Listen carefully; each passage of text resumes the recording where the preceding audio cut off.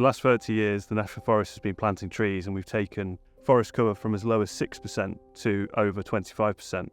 We are continuing to plant trees and woodlands, but we're now also looking to focus on woodland management. Active management is very important. We're looking to thin those trees out to enable them to grow on to full size, create pockets of space, structurally diversify the woodland, and start to open up those pockets of light where the next generation of trees can start to grow. Within the National Forest, we're now seeing management rates above that of the national average through our work alongside landowners, looking how we can help them realise their initial objectives, whether that's for timber, for biodiversity, landscape and legacy, or any other of their long-term aims and goals. We have now diseases such as ash dieback, Phytophthora ramorum, sweet chestnut blight, red band needle blight, and then we have a greater impact now from mammals such as deer species and, of course, grey squirrels. My business started at the same time as the National Forest, and we've grown up really together, hand in hand, developing and planting thousands of acres of woodland. Tempe Farm was planted in 2006. I was fortunate enough to be asked to design and plant the woodland.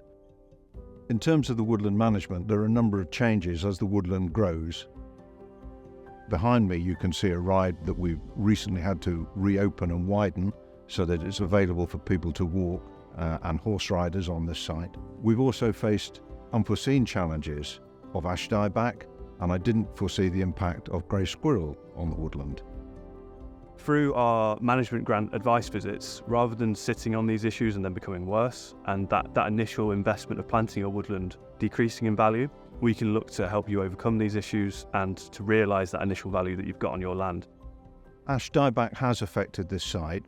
It was planted with timber production as one of the main objectives. Where ash has been grown as large single species blocks, we've had to clear fell and replant, and where it's been part of a more intimate mixture with other trees, the National Forest has funded us to thin out those diseased trees and promote the growth of the other species to replace them.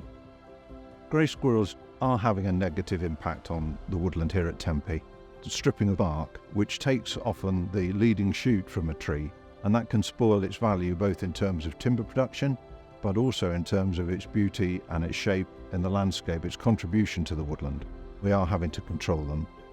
Deer really are more of a problem when the trees are small and within browsing height of the deer. On this site, we've had to use tree guards to individually protect the trees from deer damage. The National Forest team is very supportive.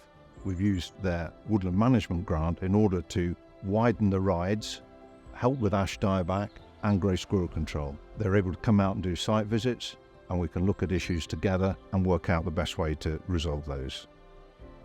So if you're a landowner in the National Forest, please do get in touch and we will see how we can help you make the woodlands work for people, wildlife and for timber, with grant funds and connecting you up with local people in the area who can help with contracting and giving you further support along the line.